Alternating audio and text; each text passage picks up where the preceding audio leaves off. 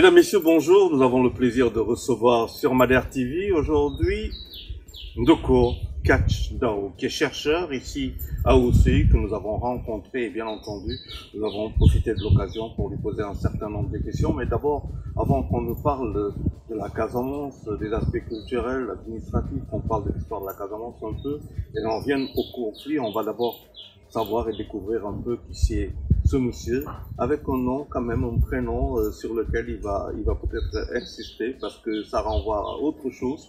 Il en a certainement la connaissance et la définition de tout ça parce qu'il y a des noms que l'on peut penser, parce que quand on dit catch, ça veut dire que dans l'imaginaire populaire, en tout cas autre chose. Ça, c'est juste pour un peu le tutoyer. Ndoko Catch Ndao, qui est l'invité pour découverte ici à Oussouye. J'ai un peu d'échanger avec M. Ndao pour la seule et simple raison que M. Ndao est chercheur, bien entendu. 40 ans de connaissance de la Casamance, dont 20 ans consacrés à la recherche, et on ne peut pas venir à Oussouye rencontrer une telle personne ressource et ne pas en profiter. M. Ndao, le chercheur, est aussi impliqué dans le cadre de la recherche de la paix entre la Casamance et les autorités sénégalaises. Et donc, le Sénégal, il y a quand même pas mal de choses qui ont été faites. On va parler de tout ça. Mais avant de parler culture et le cas du conflit casamancé, peut-être qu'on va parler un peu, on va découvrir M. Ndao, Ndoko Ndao, qu'on va découvrir. On va lui demander de se présenter à nous et puis de nous dire pourquoi 40 ans en Casamance. Qu'est-ce qui vous a fait venir? Est-ce que c'est une femme casamançaise qui vous a fait venir? Mais avant, qui c'est M. Ndao? Merci Charles pour cette invitation et merci à ta téléweb également. Je rappelle parce que ça fait rire que le mot catch relève de ce que les anthropologues appellent l'onomastique. Et l'onomastique, c'est la science des noms. Et il se trouve que catch, c'est un nom comme Sambo, comme Faye, comme Ndao, très connu au niveau notamment des Sérères Nyominka, donc qui sont des Sérères des mers. Et c'est vrai que l'intonation catch donne l'idée d'un fief menteur alors que c'est un nom. C'est également un déficit de connaissances énorme de notre propre onomastique, évidemment remplacé par les civilisations judéo-chrétiennes. C'est la raison pour laquelle ce genre de noms, qui sont des noms traditionnels, sont relativement méconnus. Ça, c'est la petite remarque que je voulais faire en passant. Pour le reste, disons que mes activités professionnelles en tant que chercheur ont démarré, ça fait maintenant une vingtaine d'années. Et comme beaucoup de gens qui me suivent l'observent, je travaille beaucoup d'ailleurs avec un photographe qui s'appelle Matar Ndour, sur tout ce qui concerne notamment les systèmes initiatiques des peuples du Sud, parce que c'est pas seulement la Casamance. Il y a la Casamance, il y a la Guinée-Bissau, il y a bien évidemment la Gambie. Et on travaille beaucoup sur le système initiatique. D'ailleurs, nous venons de sortir un livre qui s'appelle From Tenda to Adjamat. Les Tenda étant les peuples Bassari, Bédik, Konyagi et Badiamanké. Les Adjamat étant représentatifs de ce qu'on appelle les Diola de la Basse-Casamance, qui correspond aujourd'hui à la région de Ziguinchor. Les Diola du sud de la Gambie, frontalier évidemment avec tout ce qui est Bloufouni de l'autre côté du département de Bignona, et les Diola du nord-ouest de la Guinée-Bissau qui correspond à ce qu'on appelle les Pépels. Enfin, pas les Pépels, ce sont plutôt les Portugais. Ils se sont installés le long de cette façade nord-ouest de la Guinée-Bissau. Ça, c'est ce qui est constitutif du peuple Diola. Pour le reste, je travaille beaucoup également sur ce qu'on appelle les Bidjagos. Les Bidjagos, c'est de l'autre côté de la Guinée-Bissau. Les Baïmounkou, qui étaient majoritaires il y a quelques siècles en Casamance, qui sont entre guillemets les propriétaires de la Basse-Casamance, avant que les évolutions et les mutations démographiques ne maintiennent entre guillemets les Diola dans une sorte de majorité démographique et à suppléer quasiment maintenant les Baïmounkou. Voilà, donc sur ces différents enjeux, sans compter les systèmes royaux sur lesquels nous travaillons depuis une vingtaine d'années, en gros, c'est ça les champs de recherche depuis maintenant, on va dire, 20 ans, où nous avons développer des approches photographiques, mais également des approches anthropologiques pour que, on va dire, la didactique soit un peu mieux comprise parce qu'on est dans un pays à 52% qui ne savent ni lire ni écrire le français. Il fallait donc trouver un mécanisme pédagogique qui permet aux gens de comprendre. Voilà en gros sur les 20 ans de carrière. Après, il y a évidemment une carrière un peu plus sociale, un peu plus familiale qui m'avait amené ici dans d'autres circonstances. Mais le plus important, évidemment, c'est ma posture de chercheur dans cette zone et dans d'autres zones du Sénégal, à l'est du Sénégal, sud-est, évidemment du côté de la Guinée-Bissau et de la Gambie. Alors, je reste toujours sur vous. Deux questions. L'une relative à Catch, justement, est-ce qu'à votre enfant, durant l'enfance, vous n'avez peut-être pas souffert? Peut-être parce que quand on dit Catch, on a tendance, de manière très triviale, ou c'est aussi un nom qui est prononcé vernaculairement pour dire menteur. Est-ce que vous n'en avez pas souffert? De l'autre côté, plus jeune, je voulais dire, durant votre enfance. Et puis de l'autre côté aussi, je pensais que les civilisations aussi bien judéo-chrétiennes et arabes aussi avaient quelque part contribué à ce que nous-mêmes nous avions jusqu'à faire pour nos noms qui sont les noms africains. Est-ce que j'ai toujours pensé que ces deux civilisations ont contribué peut-être à nous faire aussi changer dans ce que vous appelez en tout cas l'histoire des noms? Est-ce qu'on peut considérer que c'est ainsi? Sur la deuxième question, évidemment, la perspective est plus large parce que ce n'est pas seulement les civilisations judéo-chrétiennes qui ont fait disparaître progressivement nos noms, mais c'est également les civilisations musulmanes également. Parce que tout ça fait que de plus en plus, nous avons des noms qui sont des noms juifs, ou qui sont des noms chrétiens, ou qui sont des noms musulmans. Bien évidemment, ça impacte sur les onomastiques et sur leur reconfiguration. Et c'est ça qui fait bien évidemment qu'il y a de plus en plus des noms traditionnels connus, même s'il y a un certain nombre de groupes ethniques qui ont conservé leur onomastique globalement, même si par ailleurs il y a une association de conservation des noms onomastiques traditionnels associés à des noms, on va dire, à des onomastiques qui relèvent soit de la tradition judéo-chrétienne, soit qui relèvent évidemment de l'islam. Alors ça, c'est la première question. Pour le reste, il faut savoir que ça dépend des espaces. Bien évidemment, mon nom c'est Abdoundaou Toukour en termes de, on va dire, officiellement, c'est ça mon nom. Du coup, à l'école, à l'université, très peu de gens savaient mon nom, Ndoko Catch. C'est lorsque j'ai commencé à écrire soit des ouvrages, soit sur Facebook, que j'ai réintroduit par reconnaissance, évidemment, Ndoko, et c'est la même question qui est posée. Ndoko, signifiant la grande colombe blanche, prénom, Ndao, signifiant évidemment, on va dire, la pierre blanche, donc c'est relativement différent du fiefé menteur du Wolof, mais quelles que soient les configurations onomastiques, la question reste que nous avons subi des mutations très profondes de nos onomastiques, malheureusement ou heureusement, ça dépend des perceptions et des foi des gens, remplacés par d'autres traditions religieuses. Mais ces changements ont-ils eu un impact, une influence, je veux dire, historique, comportementale sur notre culture, sur nous-mêmes, sur notre histoire, notre historicité, si je puis dire les choses comme ça? Ce qui reste établi, c'est qu'évidemment, lorsque les religions dites révélées ont changé nos noms, ça a des implications évidentes. Ça a des implications sur la représentation de chacun par rapport comment il se le perçoit lui-même, comment il perçoit son nom lui-même, et comment il est enchâssé dans des logiques religieuses également qui ont d'autres significations. Je rappelle que le nom, ça définit la personne. En Afrique, lorsque vous voyez un certain nombre de noms, c'est-à-dire les onomastiques comparés, nous montrent que le nom définit la personne.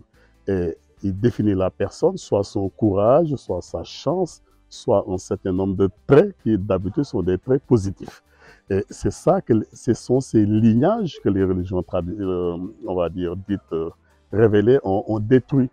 Sans compter le fait que on a des difficultés pour retracer les lignages parce qu'une bonne partie de notre onomastique est partie. Alors justement, nous sommes en Casamance, nous constatons un ancrage dans une société très traditionnelle qui renvoie même à un certain passé. Alors si nous revenons sur ça, 21 ans de recherche aujourd'hui, qu'est-ce que ça vous a amené à penser à quels sont l'impact, en tout cas les études que vous avez faites et l'impact justement de cette tradition au présent dans cette société. Excusez-moi, parce que là, ça me confirme. Alors, s'il vous plaît, confirme là.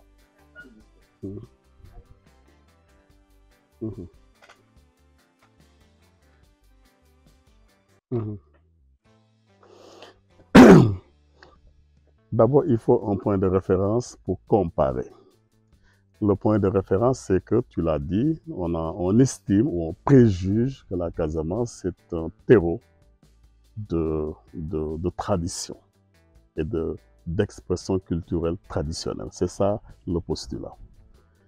À partir de ce moment, on se dit, qu'est-ce qui se passe maintenant? Est-ce que la formulation que tu proposes, c'est vraiment ça la Casamance? Je dirais non pour au moins deux raisons. La première raison, ça concerne les mutations religieuses. Je rappelle que ce qu'on appelle aujourd'hui la Casamance, c'était une Casamance, à l'instar d'ailleurs des autres parties du pays. C'était une Casamance qui était absolument, on va dire, de religion traditionnelle. Pas de religion animiste, parce que la religion animiste, ça veut dire autre chose. C'est une sorte d'activation des âmes. Mais religion traditionnelle me paraît encore beaucoup plus englobante, où certains chercheurs disent religion des terroirs. Alors ça, c'était globalement la composition de la religion, on va dire ici, en Casamance, à l'échelle d'ailleurs d'une bonne partie de l'Afrique, d'une bonne partie également du sud de l'Amérique du Sud, Est, etc. Ça, c'était le constat. Mais c'est quoi les mutations maintenant?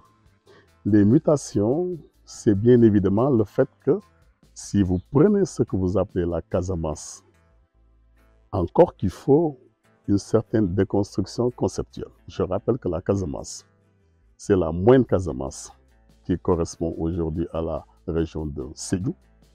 C'est la basse Casamance qui correspond à ce qu'on appelle aujourd'hui la région de Ziguinchor. Et c'est la haute Casamance qui correspond à la région de Kolda. C'était ça, la Casamance naturelle, dans les premiers concepts qui venaient juste après des modifications institutionnelles et juridiques sont apparues. Et aujourd'hui, par exemple, on a la région de Sédhiou, alors que la région de Sédhiou s'appelait la Moindre Casamance, habitée par les Mandingues de façon générale. Évidemment, vous avez aujourd'hui la région ici de Basse-Casamance, Ziguinchor, habité en majorité par les Diola. Encore que cette mutation, je vais revenir sur ces questions tout à l'heure, c'est le deuxième point que je développerai. Parce que les Diola ne sont plus majoritaires en Basse-Casamance. Mais ça, je vais y revenir tout à l'heure. Donc, sur la question religieuse, il faut savoir que l'écrasante majorité, on va dire, de la Basse-Casamance, évidemment, c'était déjà réglé pour la Haute-Casamance et la Moindre-Casamance, ce sont des gens des religions judéo-chrétiennes et islamiques. Voilà. C'est ça la dynamique. Malgré le fait que, comme ici, vous êtes à Oussouye, vous avez énormément d'institutions religieuses qu'on appelle improprement fétiches, parce que fétiche, c'est un concept qui nous vient bien évidemment des Portugais et qui n'est pas du tout ce mot représentatif de ce que signifie l'institution religieuse. Lorsque vous prenez par exemple un Béchil, c'est très clair dans la tête du Diola qu'est-ce que cela représente. Bien évidemment, ça ne représente pas simplement une question de fétiche. Donc c'est plus compliqué que ça. Disons que globalement, malgré l'existence de ces institutions religieuses traditionnelles qu'on appelle improprement fétiches, que ce soit des Oukines ou bien des Béchil ou bien d'autres types d'institutions religieuses, il faut savoir que globalement, la Casamance, elle est musulmane et elle est chrétienne, globalement, sur le plan démographique. Après se pose l'épineuse question du syncrétisme religieux. Bien évidemment, ce n'est pas quelque chose qui est propre à la Casamance, ce n'est pas seulement quelque chose qui est propre à l'Afrique. Globalement, il y a des systèmes de syncrétisme religieux où la religion dite animiste, mais on va dire traditionnelle, s'incruste sur la religion ou dans la religion musulmane ou dans la religion chrétienne. Et on peut l'illustrer de la manière suivante. Lorsqu'il y a une grande fête organisée par les Diola, Encore que je reviendrai sur le fait que la Casamance, ce n'est pas seulement les Diola. C'est une plateforme très complexe. Mais disons, les Diola, c'est que si vous organisez ce qu'on appelle un Boukout, qui est une foire initiatique, qui ne veut pas dire ce que la presse a l'habitude de dire, ou globalement les journalistes, ce n'est pas un lul. Un lul, c'est un concept Wolof de circoncision. Et le Boukout, le lul n'est qu'une partie du processus initiatique. Alors, vous avez des villages qui pratiquent effectivement le lul, c'est-à-dire qui sont dans des cérémonies de circoncision. Vous avez des villages qui, il faut être circoncis pour rentrer dans la forêt sacrée. Il ne faut pas confondre la forêt sacrée au bois sacré. Et enfin, il y a, on va dire, un versant où les deux sont pratiqués dans la forêt sacrée. C'est-à-dire les gens qui sont déjà circoncis, il n'y a pas de problème. Et les gens qui n'ont pas été circoncis, on les circoncis. Donc le fait de dire lul est très réducteur de la complexité de ces systèmes initiatiques. Bon, ça c'était une petite précision, mais quand il y a des Boukout par exemple, évidemment vous avez un autre versant des pratiques initiatiques qu'on appelle le Kahat, qui est essentiellement pratiqué ici sur la façade sud-ouest de la Basse-Casamance, notamment dans ce qu'on appelle les royaumes de Boubou-Dioum Eyi d'Oussoui, les royaumes de Boubou-Dioum Eyi de Essaout, et qui est pratiqué également du côté du nord-ouest de la Guinée-Bissau, notamment le royaume de Karoukhey, qui est le royaume le plus vieux de l'ensemble des systèmes royaux Diola. À part ça, tout le reste de la Basse-Casamance, tout le reste de la Moindre Casamance, parce que je rappelle que c'est pratiqué aussi là-bas, et tout le reste, bien évidemment, de la façade nord-ouest de la Guinée-Bissau, c'est le Boukout qui est pratiqué. Mais quand il y a Boukout, tout le monde vient. Alors, vous avez évidemment, c'est théoriquement une initiation de la religion traditionnelle, mais comme ça a des fonctions fondamentales dans la conception et dans le traitement de l'homme Diola, évidemment, tout le monde vient. Vous avez des musulmans qui viennent, vous avez des chrétiens qui viennent, et dans les chrétiens, vous avez particulièrement les catholiques qui viennent. Les protestants ont décidé de ne plus venir, parce que ce n'est pas dans la Bible, c'est comme ça que je peux l'expliquer.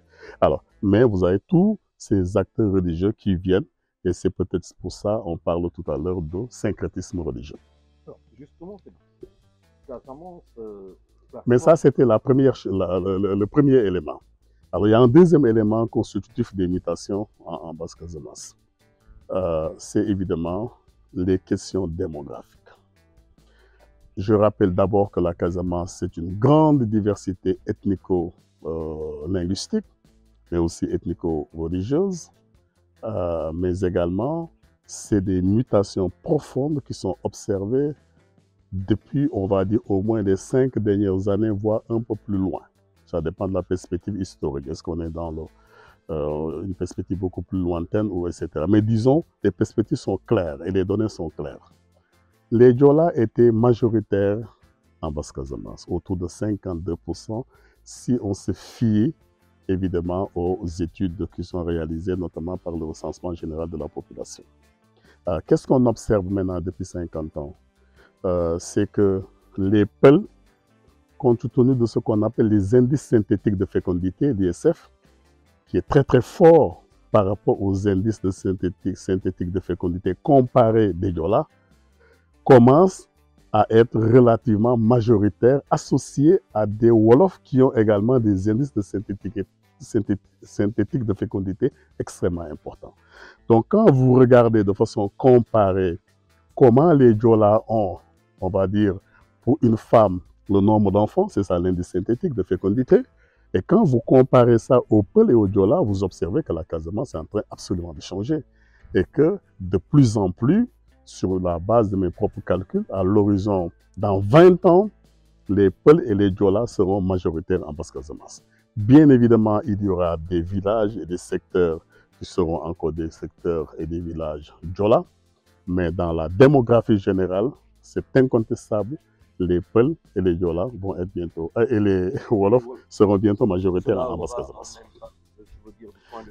Mais ça a déjà des impacts, déjà. Et une Casamance plateforme qui est très métisse, qui depuis a reçu, je pense, les Wolofs, c'est à partir du 19e siècle, voire À même peu du près. 18e siècle, Ouais. fin 18e siècle, début 19e Il y en a même siècle. qui sont venus un peu avant. Un Voilà. peu avant, dans le cadre du commerce, je crois. Donc, c'est une plateforme qui a toujours reçu aussi bien les civilisations judéo-chrétiennes, islamiques, les autres populations du Diola, parce que c'était beaucoup plus autre chose. Et donc, à l'avenir, forcément, la Casamance va changer de visage compte tenu de ce métissage. Mais ça, c'est sociologique. Mais je veux dire, quel en serait l'impact peut-être économique? Parce qu'il pourrait aussi avoir un impact économique quand on voit aujourd'hui cette verte de Casamance. D'abord, première question, est-ce que les Casamancés n'ont pas souffert justement de ce découpage administratif, politico-administratif compte tenu justement du conflit qui a peut-être amené cela? Et de l'autre côté, est-ce que du point de vue justement sociologique, le regard porté peut-être, est-ce qu'ils n'en souffriraient pas d'un certain regard qui serait peut-être condescendant vis-à-vis?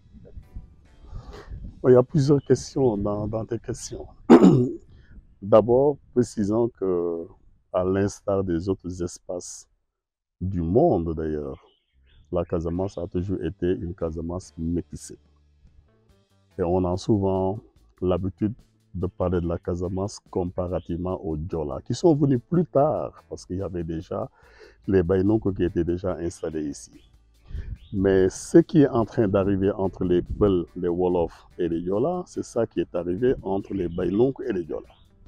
Les Diola sont devenus à un moment donné, excusez-moi, majoritaires de par leur poids démographique.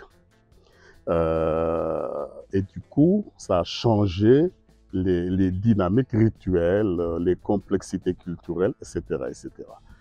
Et on peut considérer logiquement que lorsque des Peuls et des Diola, parfois qui se considèrent par ailleurs comme des Diola, c'est ça l'intérêt. Hein, qui se considèrent comme des Diola. Voilà. Exactement. Et qui se considèrent comme des Diola. Hein, donc même l'évaluation démographique qui est faite, elle est faite de façon mécanique, statistique, mais en termes sociologiques, c'est plus complexe que cela. Il reste qu'il y a des résistances qui sont observées au niveau effectivement des groupes ethniques Peul et Wolof qui ont conservé plus ou moins leur propre expression culturelle. En revanche, il y a des Diola, des Peul et des Wolof qui se sont quasiment moulés, on va dire, dans la tradition Diola. Après, il faudra regarder qu'est-ce qui relève du démographique et qu'est-ce qui relève du sociologique. Bon, ça, on est en train de suivre ces différents éléments. L'autre chose que je voulais rajouter, c'est qu'il faut savoir que en Basse-Casamance en particulier, il y a, je l'ai dit tout à l'heure, énormément de métissage. Les métissages, ça vient d'un peu partout. On peut avoir une cartographie claire.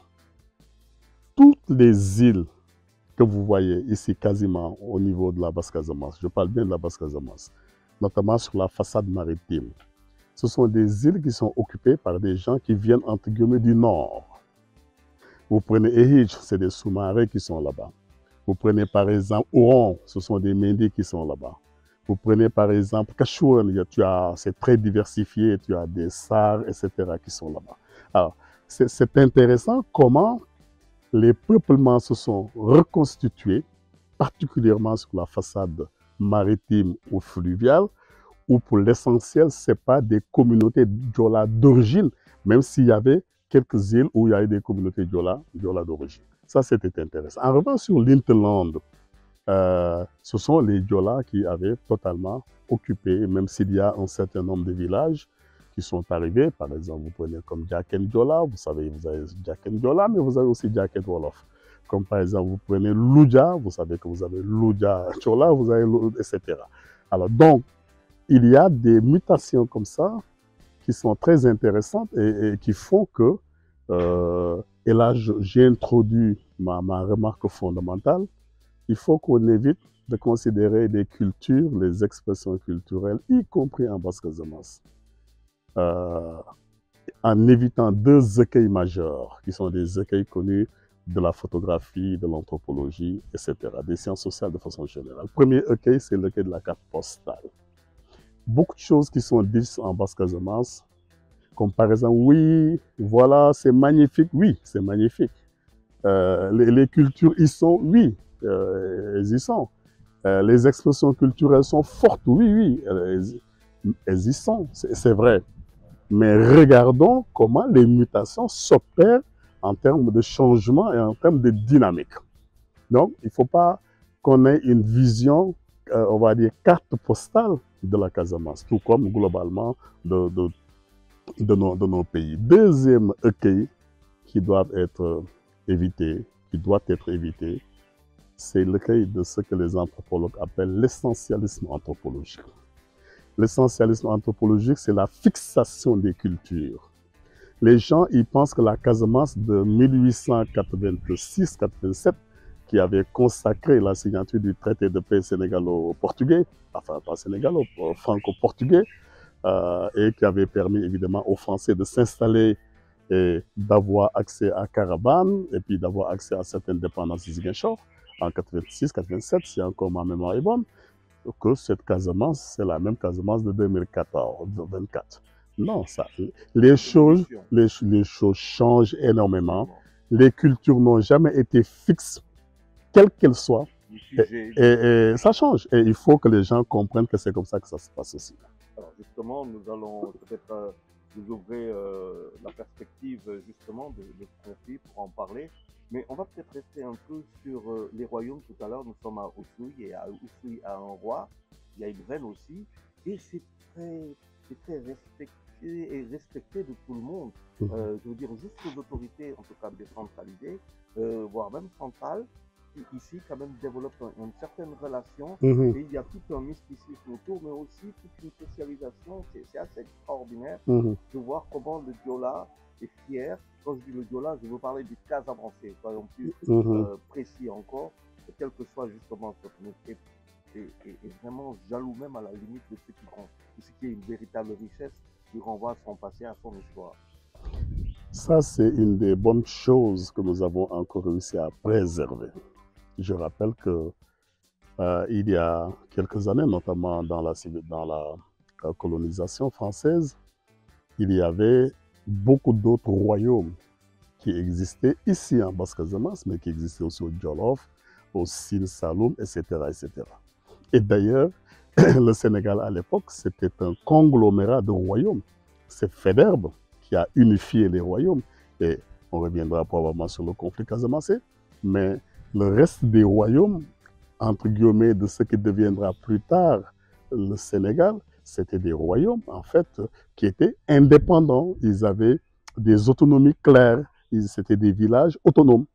De la même manière, ici, quand vous venez en Basse-Casamance, c'était aussi des villages et des royaumes autonomes. On a considéré que sur cette base, au-delà d'autres questions administratives, mais ça, on pourra y revenir, que la Casamance aussi, une partie a demandé l'indépendance parce qu'on considère que ça n'a jamais été quelque chose qui était dans le Sénégal. Tous les royaumes n'étaient pas dans le Sénégal est venu après. C'est clair qu'on pourra rouvrir cette brèche au besoin. Alors, donc, je pense que nous devons considérer en ce moment, c'est que les royaumes, il y en a de moins en moins. Soit du fait de la violence coloniale, soit du fait que les espaces royaux n'ont pas intronisé un roi ou des rois.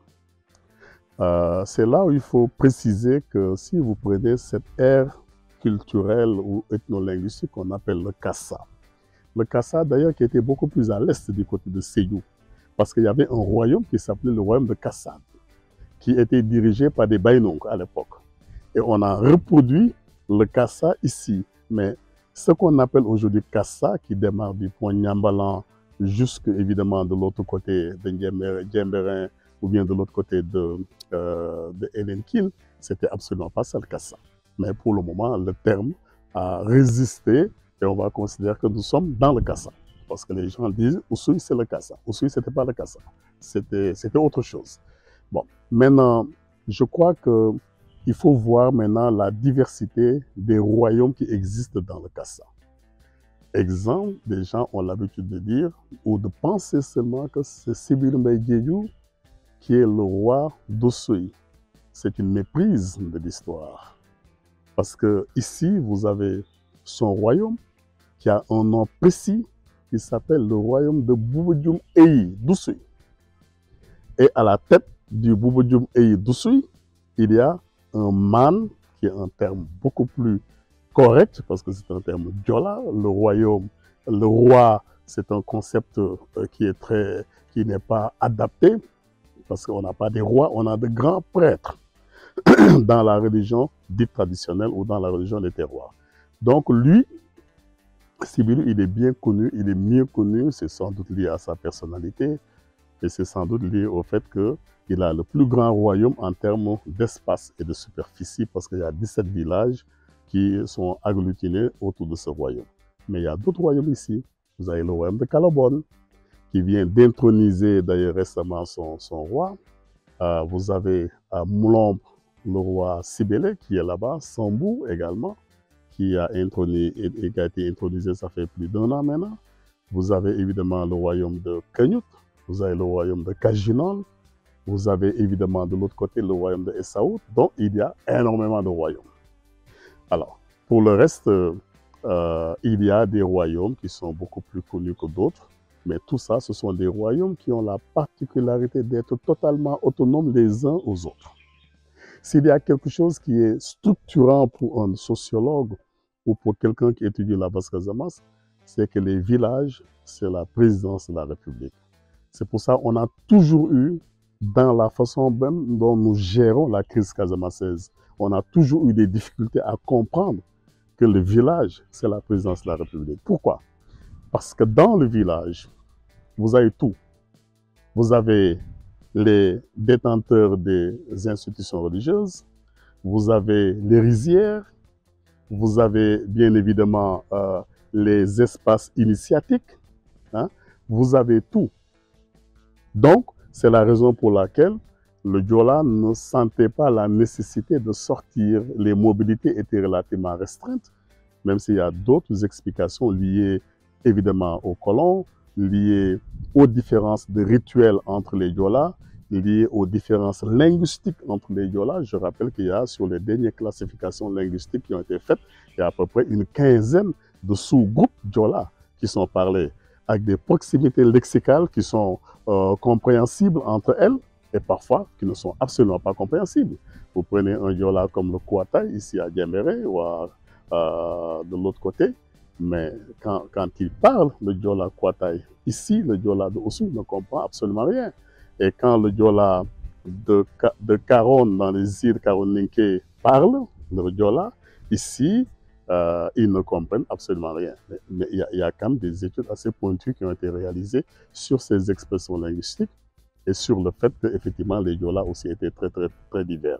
Alors, je reviens maintenant à ce que je disais au départ, c'est qu'il y a ces différences qu'il faut considérer, et il y a le fait que également les proximités lexicales et tous les éléments linguistiques associés à ces proximités font que le déplacement, les Diola, je dis toujours, c'est les gens qui connaissent le mieux la Basse-Casamance. Je rappelle, le Diola, je répète, ce sont les gens qui connaissent le moins la Basse-Casamance. Parce qu'on a ce déplacement comme on veut, sauf à être ce qu'on appelle un ensemble, c'est-à-dire que tu as un oncle, par exemple, maternel ou des choses comme ça, ou bien quand tu es peut-être fonctionnaire et que tu as été, ou quand tu es dans d'autres programmes, mais le Diola, il ne se l'est pas aujourd'hui, il dit « je vais dans tel village ». Ça ne se fait pas, ou très peu. Même s'il y a des mutations qui sont faites, c'est la raison pour laquelle les mobilités sont tellement restreintes du fait, j'ai rappelé quelques éléments, des conversions religieuses qui étaient très violentes entre les musulmans et évidemment les gens de la religion traditionnelle, particulièrement du côté du Blouf et du côté du Fouilly, mais également d'autres côtés des Kaluna, etc. Et du coup, on ne se déplace pas comme on veut parce qu'il y a des villages qui se regardent plus ou moins comme des chiens de faïence. sans compter maintenant toute la guerre ou toutes les guerres relatives au contrôle des rizières. Je rappelle que jusque dans les années 79, 1979, il y avait des guerres très très violentes avec des centaines de morts, notamment du côté du Blouf, mais tout ça, ça a été documenté. Donc voilà ce qu'on peut rajouter sur ça. Pour le reste, comment ils sont perçus? Oui, je pense qu'il y a beaucoup de débats sur les représentations.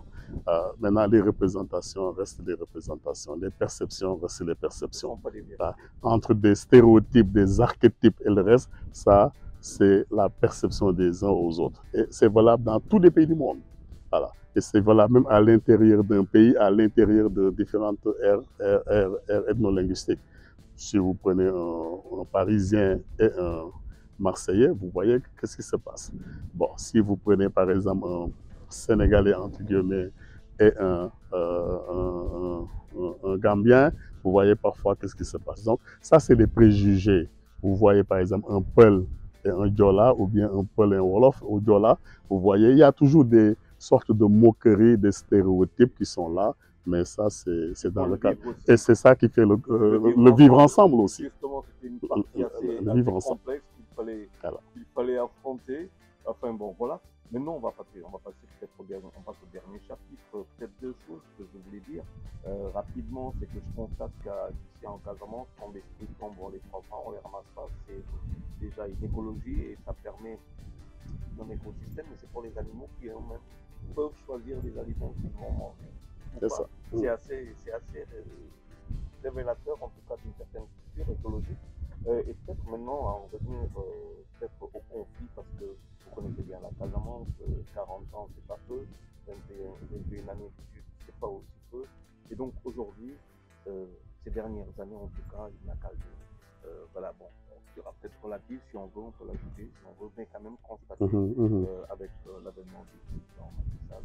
Et on a vu tout récemment aussi certaines personnes, en tout cas, se signaler, rappelant un certain nombre de choses. Voilà, alors où est-ce qu'on en est aujourd'hui? D'abord, il faut savoir qu'on a eu 42 ans de conflit. 42 ans de conflit, selon les données, soit des données du renseignement, ça peut être américain, sénégalais, etc., soit des données de chercheurs qui ont travaillé sur la crise casamançaise. Globalement, on est entre 5 000 et 10 000 morts, globalement. Alors, c'est un chiffre contestable, mais la conséquence logique, c'est que si vous avez 42 ans de conflit et que vous avez, on va dire, maximum 10 000 morts, les stratèges disent que c'est un conflit de basse intensité. Il n'y a pas eu beaucoup de morts. Vous voyez par exemple à Gaza, en un jour, il y a je ne sais pas combien de morts. Voilà. Vous allez, ben voilà, ils sont déjà à près de 35 000, bientôt 40 000 morts d'ailleurs. Alors, donc c'est un conflit de basse intensité. Après, sur les statistiques officielles, quand vous regardez par exemple, il y a à peu près, on va dire pour simplifier, à peu près 900 personnes qui sont tombées sur des mines. Les mines qui sont les vrais problèmes de la Casamance. Et d'ailleurs, je rectifierai tout à l'heure la formulation, il n'y a pas de paix, il y a la paix. Mais ça, je vais y revenir tout à l'heure. Il y a la paix et on peut l'illustrer de différentes façons. Donc, ça, c'est quelque chose qui est constaté, qui est que c'est un conflit de basse intensité.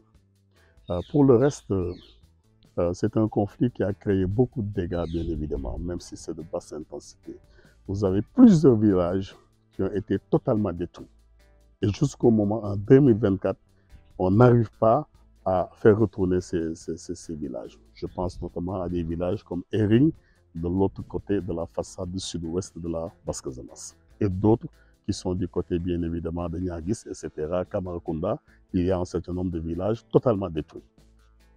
Deuxième configuration, il y a des villages qui commencent à retourner depuis qu'il y a eu des accalmies dans les années 2000, etc. Ça dépend des zones et des contextes qui commencent à retourner. Il y en a même qui ont réussi totalement leur retour. Parce que, par exemple, par exemple, les YouTube, etc. Bon, par exemple, du côté de F4, même s'il y a encore quelques zones. Et puis quand vous allez du côté de Ziguinchor, département de Ziguinchor globalement, vous avez beaucoup de villages qui sont totalement retournés. Ici même où nous sommes à Oussouye, c'est vrai que ce n'était pas un village qui avait disparu, mais bon, globalement, les gens sont retournés sur leur flanc.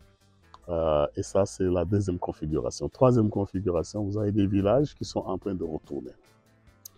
Mais avec un retour qui n'est pas facile parce qu'il y a des engins explosifs et des mines qui sont pour l'essentiel posés le long des frontières entre le Sénégal et la Guinée-Bissau, ou entre la Guinée-Bissau, le Sénégal et la Gambie. Et c'est ça la difficulté de ce combat. Il faut que les Sénégalais comprennent que la lutte, enfin le combat avec le MFDC était aussi difficile parce que vous avez deux façades généralement. Vous avez la façade du nord-ouest de la Guinée-Bissau, où sur toute cette façade, à partir de Essoukoudia Guinée, en passant par Basseo, Teignat, Karouché, Kasserole, et qui continue jusqu'à Varela, c'est-à-dire cette façade qui correspond au secteur, on va dire, de Sao Domingo, dans la région de Cachao. Voilà. Toute cette façade-là, elle est totalement composée de Diola. Ce sont nos amis Diola qui y habitent. Et par conséquent, qui ont développé, lorsque la crise casamançaise est arrivée à partir de 82-83, qui ont développé une solidarité. Ça, c'était évident. C'est la même chose du côté de la façade là, du sud de la Gambie également. Kanila et tout ça, c'est également des Diola presque qui y habitent et qui ont développé aussi une logique de soutien ethnique. C'est tout à fait vrai, on va le dire comme ça. Alors, c'est intéressant parce qu'en plus, c'est des frontières et l'État sénégalais a beau mailler le territoire national, il y a toujours des zones qui sont des zones qu'on n'a pas pu jusqu'à présent mailler parce que c'est lié à la fluctuation et au découpage des frontières. Ce n'est pas toujours facile le découpage des frontières. Alors, c'est la raison pour laquelle il faut comprendre que c'est une crise qui a effectivement fait beaucoup de déplacés, à peu près 90 000 déplacés officiellement. Et d'ailleurs, je rappelle que c'est un chiffre qui est sous-évalué, mais quand vous regardez, y compris le dernier recensement de la population et de l'habitat, la Basse-Casamance représente à peu près 600 000 habitants. Sur l'autre recensement d'il y a 10 ans, c'était également pratiquement la même chose parce que beaucoup de Casamancés ont fui la Casamance pour diverses raisons et sont allés se repeupler un peu partout ici à l'intérieur du Sénégal ou bien au niveau de la diaspora casamançaise. Alors ça, c'est quelque chose qu'il est important de rappeler, on va dire, ce conflit armé. Maintenant, en 2024, ça c'est une situation de référence par rapport à la situation de référence de 82-83. On peut constater, et je le dis tout le temps à tout le monde, que la Casamance, elle est en paix. Et il faut qu'on arrête de reformuler autrement la problématique. Elle est en paix. Le gros lot des 602 villages constitutifs de la Basse-Casamance, elle est en paix. Il est en paix, ce gros lot-là. Il n'y a aucun problème. Soit on est dans un processus de retour, soit le retour est totalement définitif, effectif. Bon, soit il y a des mines qui retardent les retours. Soit il y a des villages qui ont disparu. Mais globalement, et j'ai une cartographie de tout ça, quand on regarde, la Casamance, elle est en paix. Les problèmes maintenant, c'est quoi? C'est les mines. Nous avons sur la base une étude qui a été réalisée par le CNAM, c'est le Comité national anti-mines, qui est un organe officiel de l'État sénégalais. C'est un comité national qui s'occupe de donner ce qu'on appelle des diplômes, j'oublie encore le terme, aux gens qui s'occupent du déminage. Et une étude avait été réalisée il y a 2 ans et qui montre que sur les zones étudiées, ce qu'on appelle les enquêtes non techniques, de Goudomp à Oussouye, en passant par Niassia, nous avons 1 400 000 mètres carrés de mines. Mètres carrés. Ça ne veut pas dire que sur chaque pas, il y a des mines. Mètres carrés, globalement. Et on a constaté qu'il y avait 110 zones à peu près qui n'étaient pas étudiées, dont on ne connaissait pas le statut de pollution. Ça veut dire que si on rajoute à ces 100 zones, on peut avoir voilà, plus que ça. C'est évident.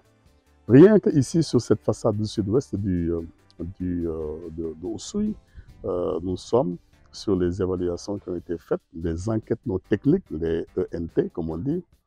Nous sommes à 162 000 m² de mines. Évidemment, le problème des mines reste un problème sérieux. D'autant que ça empêche les populations de retourner en paix, parce que des zones agricoles sont minées, parce que des itinéraires importants sont minés. L'itinéraire ici qu'on appelait la R20B, qui est l'itinéraire, l'ancienne route du Cap. Vous savez qu'à l'époque, c'était pas ça la route du Cap. Vous veniez et puis vous bifurquiez à gauche, à partir de Oukout, vous allez à Emaï, après Emaï, vous allez à Santhiaba-Manchac, après Santhiaba-Manchac, vous allez à Djirik qui est miné, à peu près 70 000 m² de mine. Vous bifurquez à droite, vous allez à Boudjedjet, là où se trouve notre pétrole offshore, avec lequel on a quelques petits soucis avec la Guinée-Bissau. Pour la bonne et simple raison que la Guinée-Bissau exige qu'on mette 50-50, alors qu'un accord avait été trouvé entre le président Macky Sall et le président bissau-guinéen Embalo de faire 60-40. Mais ça, c'est en passant. De toute façon, ce n'est pas demain qu'on va exploiter ce pétrole parce que c'est du offshore. Et ensuite, c'est compliqué, les investissements sont compliqués. Et puis après, vous continuez au Cap en passant par Cap. Ça, c'était l'ancienne route du Cap. Et à Boudjedjet, il y avait ce qu'on appelle un ferry. Les gens, ils pensaient seulement où il y a un ferry ou bien de côté de la Gambie. Non, il y avait un ferry qui faisait traverser les voitures. Ce tronçon-là, R20B, est maintenant miné. Ça veut dire que dans ces espaces, il y a énormément de productivité agricole. Malheureusement, c'est ce que tu disais. Il y a les mangues qui tombent. 150 000 tonnes de mangues annuelles sont produites. Donc l'essentiel de la production nous provient de la Basse-Casamance et de la Moyenne-Casamance. Et sur ça, vous avez plus de la moitié qui sont produites ici. Et sur la moitié, c'est une arithmétique un peu bizarre, mais vous avez encore plus de la moitié totalement détruite, ou totalement qui tombe, ou qui ne sont pas exploitées, et qui n'est pas exploité. Alors, ça, c'est les paradoxes de la Casamance, parce qu'il y a des routes qui sont minées, et les camions ne peuvent pas entrer pour, évidemment, prendre, évidemment, tous ces dispositifs agricoles très, très, très importants. Ce qui est un véritable frein pour l'économie, quand on voit la Casamance est fruitière, la Casamance est le bois, la Casamance c'est un écotourisme incroyable, c'est des ballons, plusieurs ballons. Mais je vais revenir sur un aspect de ta question, je n'ai pas répondu. Il faut savoir que il y a des paradoxes et des problèmes entre des pays. La Gambie, ce n'est pas connu comme un pays de forêt qui produit du bois. C'est le Sénégal qui produit du bois et particulièrement les forêts casamancaises. Le bois est une richesse gambienne. Mais le bois, c'est une richesse gambienne dans leurs exploitations, alors qu'ils n'en produisent pas. Alors la question est simple, ça vient d'où? Bien évidemment que ça vient du Sénégal. Et ça, c'est un des grands scandales. Je sais que l'État du Sénégal, à travers les forces de sécurité et de défense, ont déployé des moyens importants à l'échelle des forêts casamancaises pour pouvoir contrôler le trafic illicite qui était fait, mais comme je disais tout à l'heure, sur les territoires et les frontières. Alors, le maillage n'est pas effectif.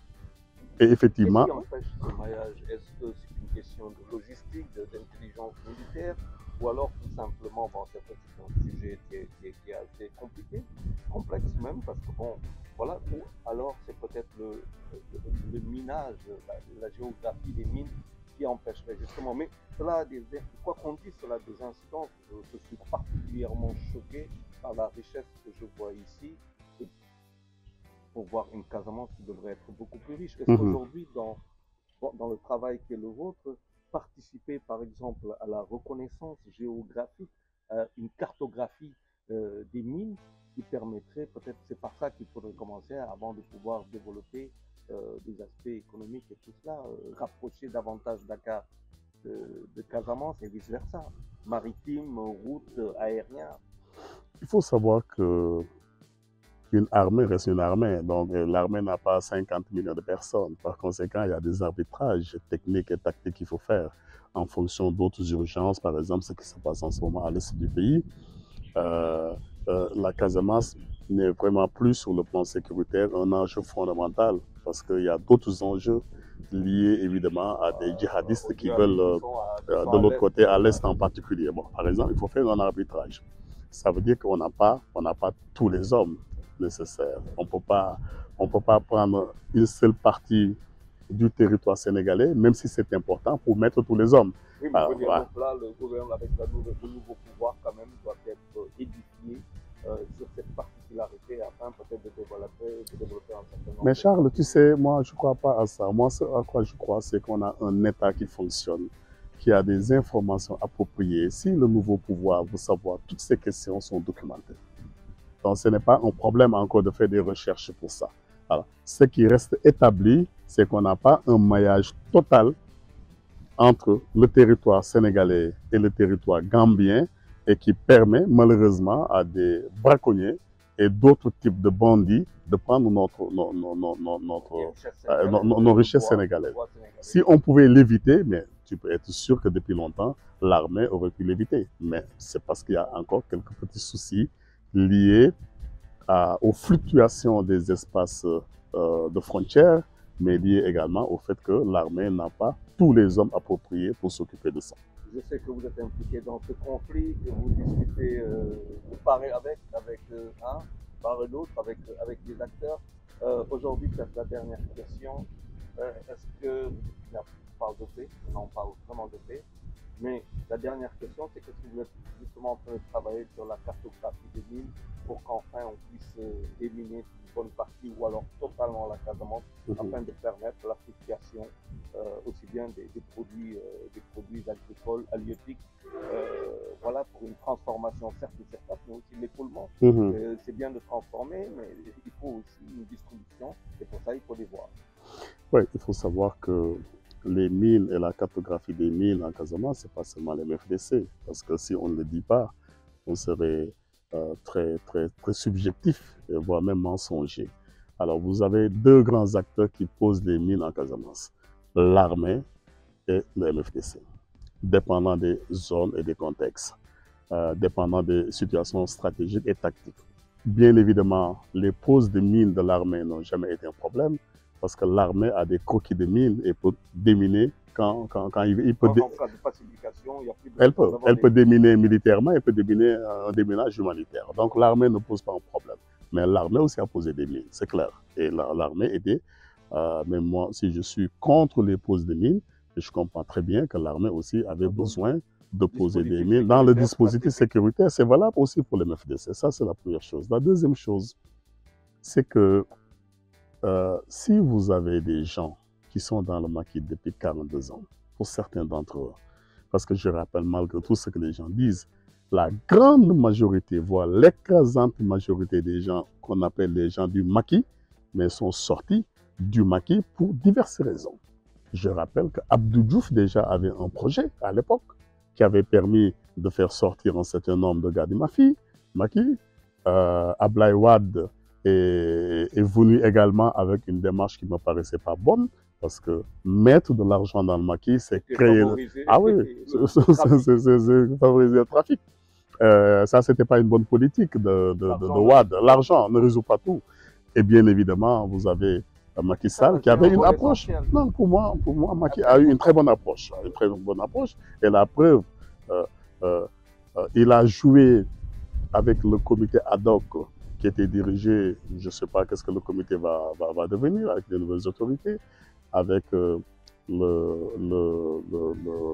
général Farbassar et évidemment d'autres acteurs, à négocier des accords, pas de paix, la terminologie a changé, mais des accords de dépôt des armes. L'accord qui a été signé entre Atout Badiat du Front Sud et bien évidemment l'État du Sénégal, c'est un accord de dépôt des armes. L'accord qui a été signé entre l'État du Sénégal et Djakaï Nord avec le commandant Fatoma Koli, c'est également un accord de dépôt des armes. Et je peux vous dire qu'au moment où je parle, il y a des négociations très prononcée entre les délégations du Sénégal et d'autres délégations de Salif Sadio, qui est, on va dire, l'élément le plus dur du mouvement globalement. Ils sont en train de négocier. On n'a pas le choix que de négocier. Malheureusement, ici sur le front sud, Atout n'a pas eu les coups de franche pour imposer, bien évidemment, les accords qu'il a lui-même signés à Bissau, avec évidemment la facilitation du président guinéen, avec d'autres gens de la société civile. Il n'a pas pu le faire. Et nous, c'est dans ce sillage qu'on est en train de discuter avec ces acteurs pour voir comment on peut rapidement arriver à un accord. Il reste que notre comité, qui s'appelle le comité de veille, a des limites dès qu'on pose des questions d'argent. C'est pour ça, au début, je disais, quand vous avez des gens qui, en 42 ans, ça dépend après des acteurs, sont, entre guillemets, dans la brousse, tu ne peux pas leur demander seulement de sortir maintenant sans rien. Alors, il y a une réintégration qu'il faut opérer, psychologique qu'il faut opérer, mais ça c'est de la responsabilité de l'État à travers certaines de ses structures officielles. Dernière question de Catch, je rappelle, Ndao, chercheur, c'est par rapport justement à ces images qu'on a vues récemment sur les réseaux sociaux, dans les groupes WhatsApp, de personnes brandissant le drapeau et parlant de dépendance. C'est quoi? C'est un message qui est envoyé, c'est attention, nous sommes là, ne nous oubliez pas. Sans doute, ne nous oubliez pas. Mais je rappelle pour ceux qui connaissent la Basse-Casamance, pour nous qui sommes souvent dans les cérémonies initiatiques, quand il y a des choses à faire, que depuis plusieurs années, l'État du Sénégal a arrêté ce qu'on appelle la chasse aux sorcières. Donc, ce drapeau n'est rien du tout comparé à ce qui se passe sur le terrain. Les gens, quand il y a des manifestations, ils viennent, les gens, c'est-à-dire certains fonds de MFDC, ils viennent avec leur drapeau, avec leur écusson, en face des militaires. Ils chantent des chants du MFDC. Alors ça, c'est nouveau pour un Dakarois qui est perché de l'autre côté. Mais les gens qui sont là n'ont pas de problème. Il n'y a plus de chasse aux sorcières. Par conséquent, pour moi, c'est un fait anodin. Au-delà de ce que ça peut représenter comme symbolique, écoutez-nous, rencontrez-nous, parlons. C'est la même chose pour l'autre fond de Abediamako Senghor, Djiba, qui a fait plusieurs sorties pour dire aux nouvelles autorités, ben, écoute, on attend que vous puissiez nous rencontrer, parce que c'est là où je vais peut-être terminer. Il faut savoir que la crise casamançaise, notamment son versant MFDC, c'est une grande question sociale. Il y a des gens qui sont dans les maquis depuis des dizaines d'années, qui vivent dans des conditions extrêmement difficiles, qui sont malades, pour certains qui sont mourants. Il faut que les Sénégalais sachent ça. Il faut une dose humanitaire. Il faut une dose humanitaire et de compréhension. Pas comme Macky Sall, pas comme ce qu'Abdoulaye Wade a fait, en mettant de l'argent. Parce que lui, je pense qu'il avait compris au départ que, sans doute que, voilà. Non, mais on ne peut pas du tout oublier qu'il y a des dizaines et des dizaines, voire des milliers de Casamançais ou d'autres groupes ethniques qui sont dans la rébellion et qui ont besoin d'être soutenus. La meilleure manière et la meilleure méthodologie, c'est connu, c'est d'aller vers un dépôt des armes, lequel dépôt des armes est assujetti à, on va dire, une méthodologie de sortie, d'insertion, de réinsertion. Ça, c'est un minimum qu'on peut faire. Mais les questions sociales sont extrêmement prégnantes dans le maquis et il faut discuter ou voir même certains des gens de ces maquis pour comprendre qu'il y a une dose, comme tu dis, d'humanité que nous devrions observer dans un contexte où, quand même à leur décharge, l'essentiel de ces fonds a toujours voulu négocier avec l'État du Sénégal. C'est l'État du Sénégal qui n'a jamais voulu négocier, je le dis tout le temps, qui n'a jamais voulu négocier, ou qui négocie, qui prend des accords et qui ne respecte pas ces accords. Pour l'essentiel. Mais c'est une stratégie pour faire décourager le mouvement et pour qu'à un moment donné, nous puissions arriver à un point de non-retour, en tout cas pour ces gens-là. Je me demande en quoi c'est efficace, sans doute pour le moment ça semble efficace, mais on ne peut pas affamer aussi des gens. C'est comme le chanvre indien. Il y a beaucoup de banditisme dedans, c'est vrai, du côté du MFDC, mais globalement, c'est une ressource qui leur permet de vivre. Parce que s'ils n'ont pas ça, ils ne peuvent pas vivre. S'ils ne coupent pas le bois, ils ne peuvent pas vivre. Donc il y a, à mon avis, quelque chose que l'État sénégalais a réussi sous le rapport de la pacification générale. Il y a quelque chose que l'État du Sénégal n'a pas encore réussi, c'est de discuter honnêtement avec ces gens pour trouver des solutions définitives. Merci beaucoup, Ndoko. Je rappelle que j'étais avec Ndoko Catch. Voilà, je sais que le nom est un peu difficile à dire. Voilà. Ndao Ndoko Ndao, chercheur établi ici en Casamance depuis maintenant une vingtaine d'années, qui travaille sur le sujet. Nous avons donc un État qui est bien informé, qui sait très bien qu'est-ce qu'il devrait faire avec un nouveau pouvoir à l'avènement au pouvoir du président Bassirou Diomaye Diakhar Faye et son premier ministre, de qui attendent d'ailleurs beaucoup les Casamancés et tous les Sénégalais du reste, parce qu'il n'y a pas que les Casamancés au Sénégal, mais ils attendent beaucoup de lui. Et qu'il y a peut-être cette solution, la sociabilisation, la socialisation, je ne sais pas si on peut dire des choses comme ça, avec le MFDC, une prise en compte très, du point de vue humaniste, humanitaire, qui amènerait ce conflit à être une partie douloureuse de notre histoire et voir devant, parce que la Casamance est très très très belle à voir, très riche à visiter, il faut venir en Casamance dans les volants et tout ça pour se rendre compte que nous sommes, c'est un endroit de rêve, cette Casamance. C'était tout le plaisir que nous avions d'être avec vous, avec Ndoko Catch Ndao. À très bientôt, peut-être pour un autre numéro dans Découverte sur Madère.